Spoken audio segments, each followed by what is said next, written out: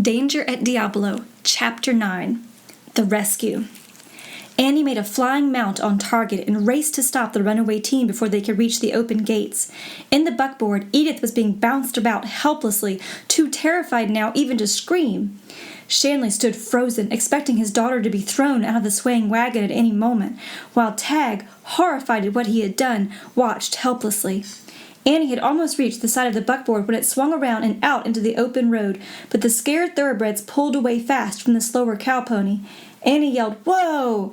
and rode hard to try to head them off, but she was losing ground rapidly. Edith clawed her way up off the floor of the buckboard and tried desperately to catch the loosely flying reins, but they whipped past her. Now the buckboard swung around a turn in the narrow road, and Edith screamed and cowered down against the seat as she saw a heavily loaded hay wagon ahead. It was moving slowly, and it filled the road from one side ditch to the other. There was no chance for the runaways to pass it. In another moment, the buckboard would crash into its heavy wooden tailgate. Then a rope sailed past her and circled the neck of the left-hand runaway. It tightened and pulled him back violently, breaking his stride. Edith looked back to see Annie, riding hard, with the rope snubbed on her saddle. She was keeping the rope taut, hauling it in, hand over hand, as she brought the runaways gradually under control with Target's help. Now the cowpony dug in his forefeet and braced himself hard, and up ahead the nearer horse was pulled almost to a stop. Still keeping the rope tight, in spite of the big thoroughbred's frightening plunging, Annie grabbed his bit and pulled him to a full stop. His mate kicked frantically against the restraint for a moment and then subsided. By the time John Shanley had come up to lift the bedraggled Edith out of the buckboard, Annie had both horses quieted. Up ahead, the hay wagon lumbered on. Edith's pretty nose was scratched, and her elegant feather hung down over one eye at a rakish angle. The lace-trimmed gown was ripped, and the stylish parasol had a broken handle. But that was nothing compared to what had happened to Edith's temper. It was completely fractured. She glared at Tag as the scared boy rode up and swung off his pony. He could see that Edith was furious. I'm sorry I spooked him, Miss Shanley," he stammered. "I sure didn't mean to." Her father's warning grip on her arm made Edith swallow her angry words before they could come out. "We know you didn't mean to frighten the horses," John Shanley spoke hurriedly. "Edith understands that, don't you, dear?" "Of course." Edith had recovered her self-control. She smiled with an effort and patted Tag's head. "Golly, thank you, Miss Shanley. I guess most folks would be awful sore. You're swell." "Forget it, Sonny." John Shanley put a lot of warmth into it, and as Annie came up, he turned to her and took both her hands in his. "If it hadn't been for you," he told her with an effective break in his voice, "my little girl might have been badly hurt. I won't forget this." When the Shanleys were once more on their way back to town, Annie spoke sternly to her small brother. It was a voice she seldom used. "I hope this will teach you to quit trying to show off, Tag."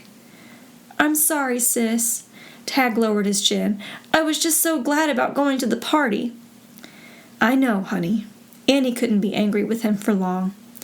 "We won't say any more about it. If they could forgive you the way they did, I guess I can too."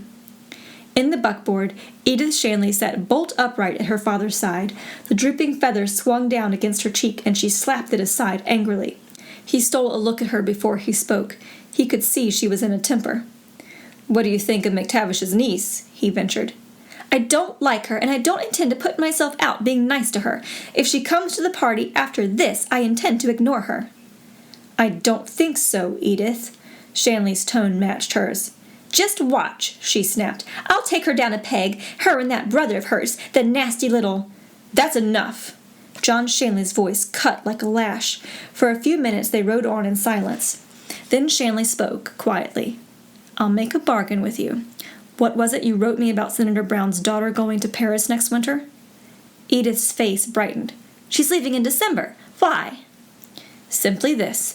If you'll help me with these Oakleys and I get that ranch in my name, I'll have money to burn. I'll send you to Paris with the Brown girl, and I'll double your allowance. I'll triple it."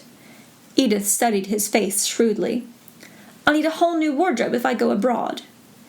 "You shall have it," he agreed. "All right, then. I'll do what I can, but I don't know how long I can stand those two." "We'll get it over with as soon as possible," he promised, and added, "This little near accident was lucky for us. I know how I could make good use of it with your help. Now, at the party—" and he outlined a plan of action. Back at the bullseye, Tag sat on the steps, lost in deep thought. Annie came out with a bowl of peas and a cooking pot and plunked them down beside him. "Get busy there, young feller," she nudged him. "Our supper's going to be late." She sat down on the other side of the bowl and started to shell. "Hi there, kids." It was Uncle Luke, looking tired. He sat down heavily in the rickety old porch chair. "Any news about the prisoner?" Annie asked. "Not a trace. Seems nobody ever even heard his name before." "Mr. Shanley and his daughter were here," Annie began. "So I just heard in town," Luke interrupted. "The whole shebang is buzzing about your roping down the runaway team. Shanley's saying that you saved Edith's life. What's the straight of it?" Annie explained, while Tag sat miserably silent and red-faced under the sheriff's stern eye. At the end, Luke nodded gravely.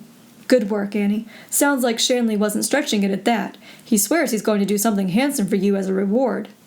Annie brushed the idea aside. "Tell him to forget that." Then she grinned happily. "Did he tell you about the lawn party they're giving Friday?" Luke chuckled. "He sure did. It looks like the whole county will be turning out to meet you." He had a sobering thought. "Except a few, like Ben Crane, who don't have much use for me anymore." "I wouldn't care to meet that kind anyhow." Annie tossed her neat little braids. "Oh, Big Ben's all right. He's just hot-headed." Luke sighed and shrugged his shoulders. "He never means half what he says he does." "What does Mr. Shanley think of him?" "I never asked him about it," Luke answered carelessly. "Like to make up my own mind about folks." Then, "By jingo, I just remembered, honey. Miss Edith said to tell you she'll be wearing a white party dress for the shindig, and she thought it'd be right cute if you did, too." "A white party dress?" Annie looked dismayed. "I don't have one. In fact, I don't have any kind of a party dress. I forgot I'll have to fix up when I told her I'd be there." "Wear whatever you've got, then." Uncle Luke solved her problem in a most typical male fashion. "It's you the folks want to meet, not your clothes." "No, Uncle Luke, I can't go." "But the party's for you." "All the more reason why I'm not going without looking right." Luke was baffled. He saw that his usually amiable niece was in deadly earnest. He glanced over to Tag for support, but Tag wore a blank expression. He would be no help. Suddenly the big man's eyes lighted up. "White dress," he repeated. "I know where there's a white dress." "You do?" Annie gasped. "Where, Uncle Luke? Whose? Would it fit me?" "Come on, and I'll show you where it is." He smiled and crooked a finger at her as he started into the house, Annie after him like a flash. A small trunk with a rounded lid stood in the corner of Annie's room. She hadn't paid much attention to it because it had a colorful Navajo blanket thrown over it, and there was a jumble of Indian baskets piled on top. Now Luke swept aside the baskets and blanket and knelt to open the little trunk. "Last time this was opened," he told Annie as he turned the key in the rusty lock, "your mother put away her wedding dress and veil. She gave me the key just before they drove off on their honeymoon. I recollect what she said out at the carriage. 'Some day I'll come back for it,' she told me, 'when Jared and I are settled on a place of our own. But if I don't, I want you to keep it for one of our daughters. We're going to have 7 at least.'" He lifted out a fragile satin gown, a little yellowed by time, but still exquisitely soft and rich. The lace fell in delicate folds across his big, rough hands, and Annie hurried to take it gently into her own and hold it reverently. "It's lovely," she said softly. Then she held it up to her and crossed to the tall pier glass to catch a full-length view. She stared at herself with misty eyes as the faint fragrance of violet perfume that still clung to it brought back memories of a tall, golden-haired girl with a gay, smiling face who used to romp with her. "Well?" the sheriff boomed genially. "Will it do?" "Oh, Uncle Luke, it's absolutely perfect. I'll just have to shorten it a little." "You'll be the belle of the ball," he chuckled. "And now, how about supper for a couple of starving ranch hands?" And that's the end of Chapter 9.